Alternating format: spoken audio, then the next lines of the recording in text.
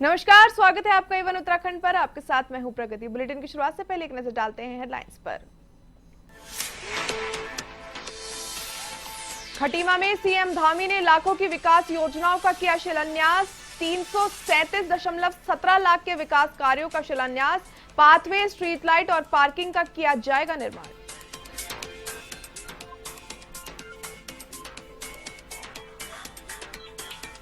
कोटद्वार में 3 दिवसीय शहीद मेले का आयोजन। सीएम धामी ने किया मेले में शिरकत। बोले शहीद और उनके परिवार सरकार की प्राथमिकता।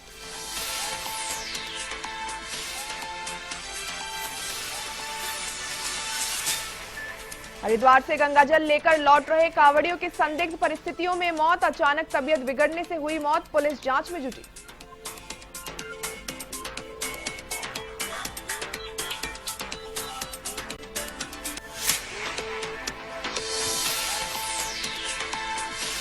बुलेटिन में अब खबरें विस्तार से। नैनीताल जिले से कावड़ यात्रा से लौट रहे एक युवक की संदिग्ध परिस्थिति में मौत हो गई। मामला नैनीताल जिले के रामनगर के करनपुर गांव का बताया जा रहा है, जहां 32 वर्षीय युवक की अचानक तबीयत बिगड़ने से मौत हो गई। युवक 20 तारीख को हरिद्वार से गंगाजल लेकर अपने घर के लिए निकला था, लेकिन किसी को अंदाजा नहीं था कि ये उसकी आखिरी यात्रा बन जाएगी। वहीं पुलिस ने मामला दर्ज कर जांच शुरू कर दी है।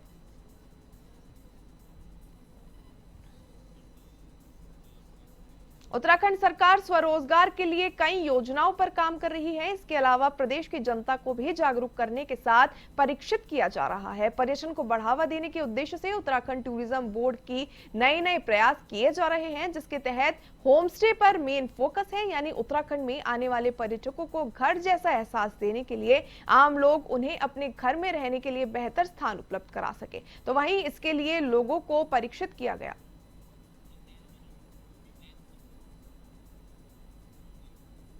ये जो है SIHM रामनगर से ये ट्रेनिंग करवाई जा रही है। तो ये 5 दिवसीय प्रोग्राम है, जिसमें जो है छोटी हल्द्वानी, काला ढूंगी, कोटाबाग और आपका पौलड़ के क्षेत्र में जितने भी जो होम स्टे ऑनर हैं, जो होम स्टे चला रहे हैं और जो होटल उद्योग से जुड़े हुए हैं, जो सैप का काम करना चाहते हैं या रेस्टोरेंट का कार्य करना चाहते हैं, उनके लिए ट्रेनिंग रखी गई है।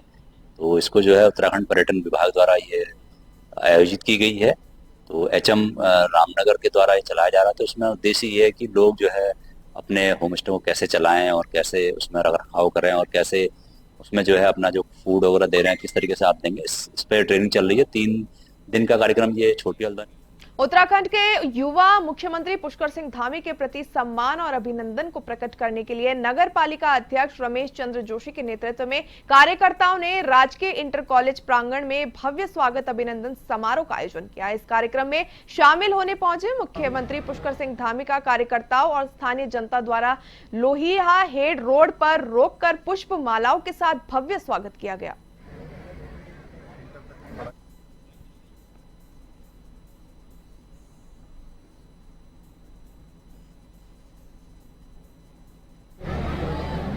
मेरा बचपन बीता है और इसी राजकीय इंटर कॉलेज से मैंने इंटर तक की पढ़ाई करी और आवश्यकताएँ हैं, यहाँ की ज़रूरतें हैं, शिक्षाएँ हैं, चुनौतियाँ हैं, पहले से ही मैं जानता रहा हूँ। काफ़ी सारा काम क्षेत्र में आगे बढ़ाया है। बहुत सारे नए काम हैं। स्टेडियम हो, यहाँ का बनने वाला यूसीसी नेट की परीक्षा में ऋषिकेश निवासी हर्षिता अरोड़ा ने भी बाजी मारी है। उन्होंने यूसीसी नेट की परीक्षा पास कर शहर का नाम रोशन किया। तो हर्षिता ने अपनी इस परीक्षा के पास की सफलता माता पिता को दी है। खास बातचीत में हर्षिता अरोड़ा ने बताया कि ये लगातार यूसीसी नेट की परीक्षा क्लियर करने के लिए तैयारी कर रही थी। तो वही तैयारी भी उन्होंने विपरीत परिस्थितियों में करी थी। उनके माता कन्नू अरोड़ा गृहिणी है और उनके पिता अजय अरोड़ा कॉस्मेटिक की दुकान चलाते हैं। वे खुद एक स्कूल में टीचर है।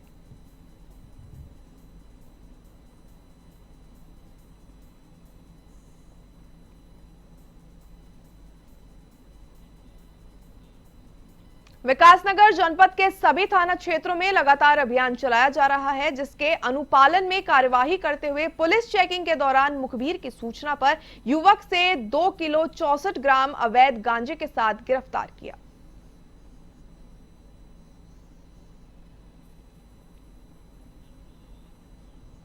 मुख्यमंत्री पुष्कर सिंह धामी शहीद मेले में शिरकत करने कोटद्वार के निकट डुगड्डा पहुंचे। डुगड्डा में सीएम धामी ने शहीद पार्क में चंद्रशेखर आजाद और भवानी सिंह रावत की मूर्ति पर माल्यार्पण किया। इस दौरान शहीद मेले में आयोजित हुए कार्यक्रम में सीएम धामी ने शिरकत करते हुए कहा कि ये अपने आप को सौभाग्यशाली मानते हैं। उन्हें उस भूमि में आने का मौका मिला जिसका देश की आजादी में बहुत बड़ा योगदान है।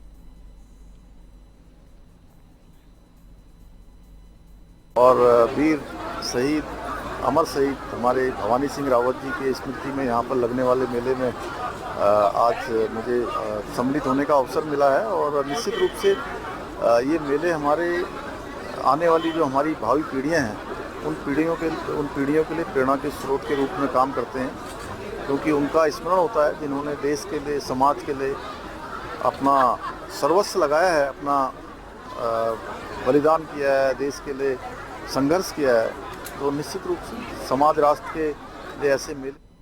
महाशिवरात्रि के अवसर पर कांवड़ियों ने काशीपुर में चैती मंदिर के पास मोटेश्वर महादेव मंदिर में जल अभिषेक किया। इस मौके पर काशीपुर के शिव मंदिरों में पूजा अर्चना करने वाले और शिवलिंग पर जल चढ़ाने वाले शिव भक्तों का तांता लगा रहा। हर साल हजारों की संख्या में कांवड़ी महाशिवरात्रि पर हरिद्वार से गंगा जल भरकर पैदल यात्रा कर यहाँ महादेव का जल अभिषेक करते हैं, तो शिव भक्त तड़के से ही मोटेश्वर महादेव मंदिर सहित शहर के शिवालयों में पहुंचकर भोलेनाथ को गंगा जल अर्पित किया।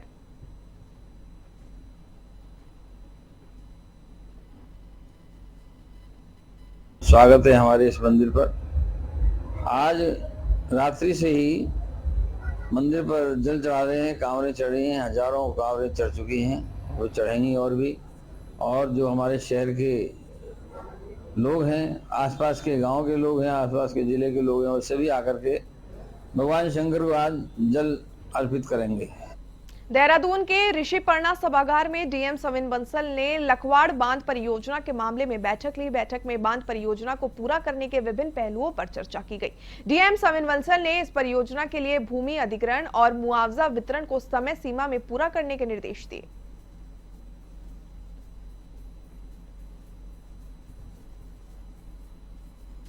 काफ़ी टाइम से जो इसमें भूमि अधिग्रहण की और कंपनसेशन वितरण की कवायद चल रही थी, तो हमारे एसएलए और एसडीएम्स ने इश्यूज फ्लैग किए थे, जिसके क्रम में जो हमारी प्रोजेक्ट बॉडी है यूजीवीएनएल, उनके स्तर पे काफ़ी इश्यूज क्रॉप अप हो रहे थे जिनको रिव्यू करना आवश्यक था।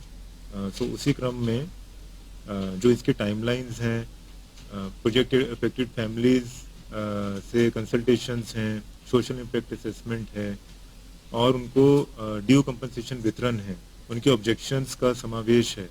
उत्तराखंड में स्मार्ट मीटर को लेकर लगातार विरोध जारी है। सरकार इसको जनता के हित में बता रही है, तो वहीं दूसरी ओर लोग इसे पूंजीपतियों को लाभ पहुंचाने वाली नीति के तहत बताए रहे हैं। साथ ही प्रमुख सचिव ऊर्जा डॉक्टर आर मीनाक्षी सुंदरम ने कहा कि स्मार्ट मीटर लगने से रीडिंग या बिलिंग संबंधित शिकायतों में कमी आएगी, तो स्मार्ट मीटर बिना शुल्क के बदले जाएंगे। साथ ही उन्होंने बताया कि ये एक राष्ट्रीय कार्यक्रम है जो भारत सरकार के सहयोग से अभी राज्यों में चलाए जाएंगे।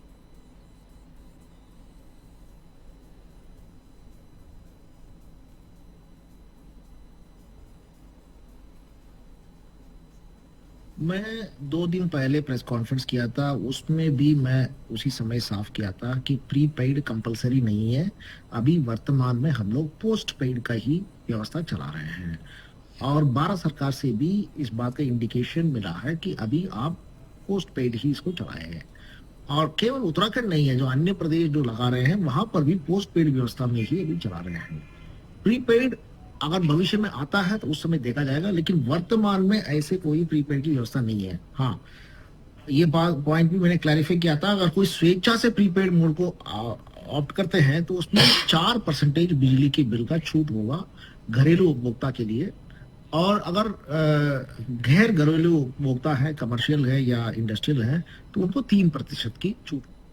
चंपावत में पहाड़ी हिंदू सशक्तिकरण अभियान के तहत शिवरात्रि से जन जागरण अभियान चलाया जाएगा। इसके तहत उत्तराखंड के प्रत्येक जिला मुख्यालयों में जन जागरण अभियान चलाकर पहाड़ी हिंदुओं को जागरूक किया जाएगा। तो आपको बता दें, इस अभियान के तहत पहाड़ी समाज की विशिष्ट संस्कृति पहचान सुनिश्चित रखने और राज्य के मूल निवासियों को रोजगार में प्राथमिकता देने, राज्य में सशक्त भू कानून सहित कई विषयों के बारे में जनता को जागरूक किया जाएगा। तो आपको बता दें, पहाड़ी आर्मी के संस्थापक अध्यक्ष हरीश रावत ने सुखी ढांग में जनसंपर्क कर बताया कि प्रदेश संयोजक विनोद शाही के नेतृत्व में मुख्यमंत्री पुष्कर सिंह धामी की आदर्श विधानसभा से यात्रा का आगाज किया जाएगा।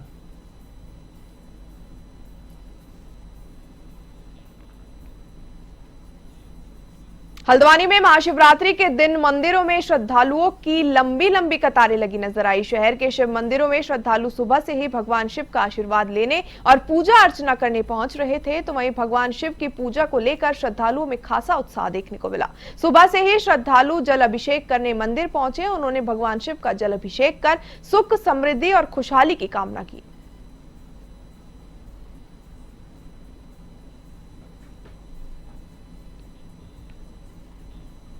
चंपावत जिले में महाशिवरात्रि धूमधाम के साथ मनाई जा रही है। इस अवसर पर सुबह से ही शिवालयों में भक्तों की भारी भीड़ उमड़ रही है। लोहाघाट के रिकेश्वर महादेव मंदिर में बड़ी संख्या में भक्त महादेव की पूजा अर्चना और दर्शन करने पहुंचे। तो उन्होंने महादेव का दूध, जल और बेलपत्र से अभिषेक कर आशीर्वाद प्राप्त किया तथा क्षेत्र और परिवार की सुख शांति के लिए पूजा अर्चना कराई गई और शांति व्यवस्था बनाए रखने के लिए बड़ी संख्या में पुलिस बल भी तैनात रहा।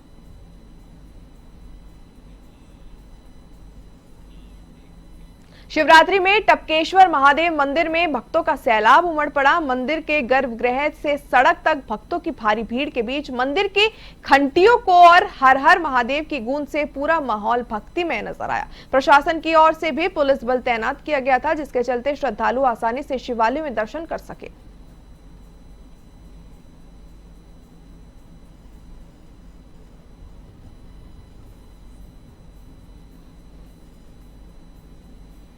केशवं बाधारायणं शुक्रपातो कृतवंदे भगवंतो पुनः पुनः। आदि अनादि परंपरा में हमारी फाल्गुन कृष्ण पक्ष की जो महाशिवरात्रि पर्व आती है, हिंदू धर्मावलंबियों के लिए, सनातन परंपराओं के लिए एक अलौकिक आनंद और ऊर्जावान है।